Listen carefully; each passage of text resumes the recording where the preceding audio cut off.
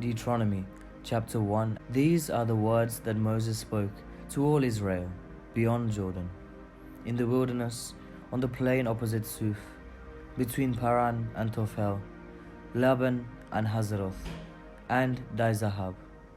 By the way of Mount Seir, it takes 11 days to reach Kadesh Barnea from Horeb. In the 40th year, on the first day of the 11th month, Moses spoke to the Israelites just as the Lord had commanded him to speak to them.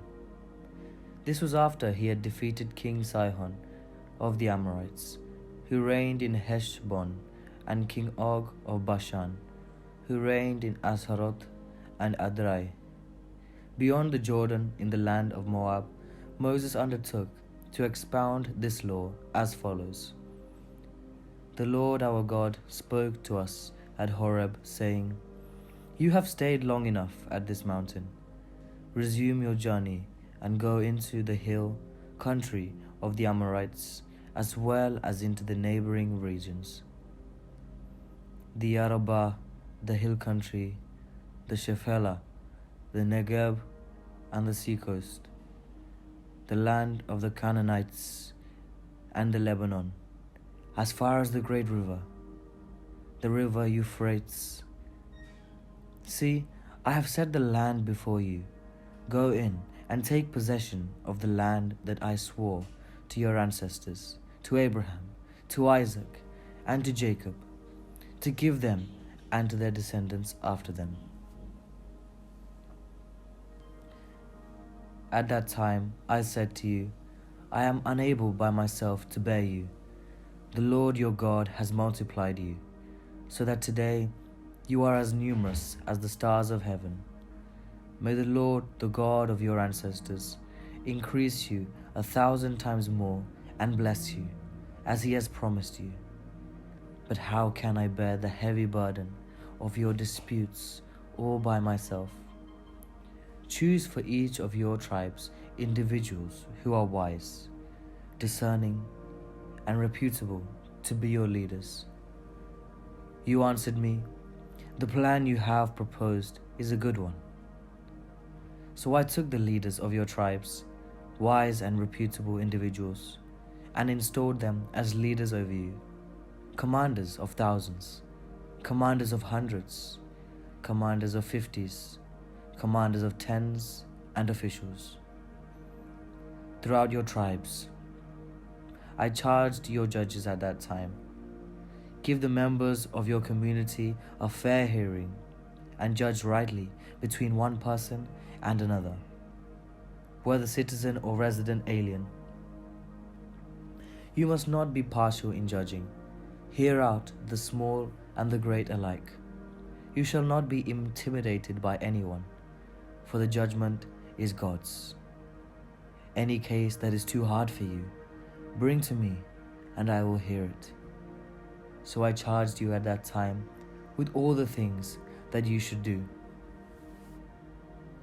Then, just as the Lord our God had ordered us, we set out from Horeb and went through all the great and terrible wilderness that you saw, on the way to the hill country of the Amorites, until we reached Kadesh Barnea.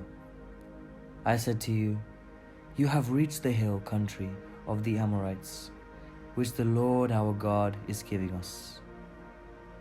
See, the Lord your God has given the land to you.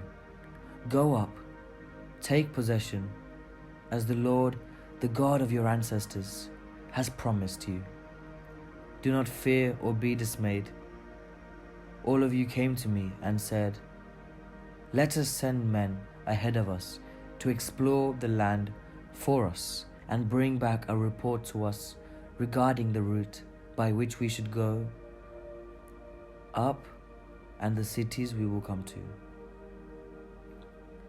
The plan seemed good to me, and I selected 12 of you, one from each tribe.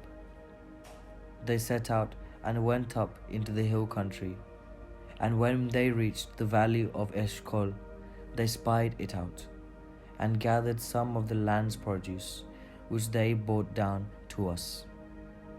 They brought back a report to us and said, It is a good land that the Lord our God is giving us. But you were unwilling to go up. You rebelled against the command of the Lord your God.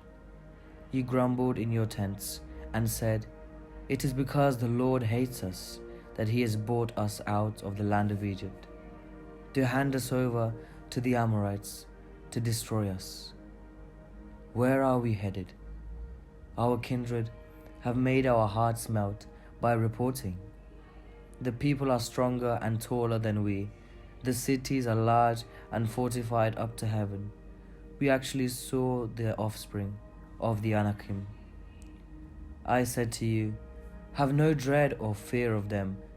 The Lord your God, who goes before you, is the one who will fight for you, just as he did for you in Egypt before your very eyes, and in the wilderness, where you saw how the Lord your God carried you, just as one carries a child, all the way that you traveled until you reached this place.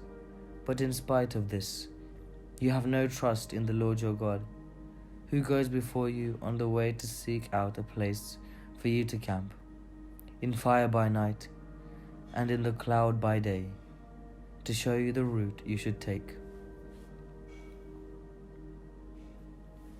When the Lord heard your words, he was wrathful and swore, Not to one of these evil generation shall see the good land that I swore to give your ancestors, except Caleb, son of Jephunneh. He shall see it, and to him and to his descendants I will give the land on which he set foot, because of his complete fidelity to the Lord. Even with me, the Lord was angry on your account, saying, "You also shall not enter here. Joshua, son of Nun, your assistant, shall enter there. Encourage him, for he is the one who will secure Israel's possession of it. And as for your little ones, who you thought would become booty, your children, who today do not yet know right from wrong, they shall enter there. To them I will give it, and they shall take possession of it. But as for you, journey back into the wilderness, in the direction of the Red Sea." You answered me, "We have sinned against the Lord. We are ready to go up and fight, just as the Lord our God commanded us." So all of you strapped on your battle gear and thought it easy to go up into the hill country. The Lord said to me, "Say to them, do not go up and do not fight, for I am not in the midst of you. Otherwise you will be defeated by your enemies." Although I told you, you would not listen. You rebelled against the command of the Lord and presumptuously went up into the hill country.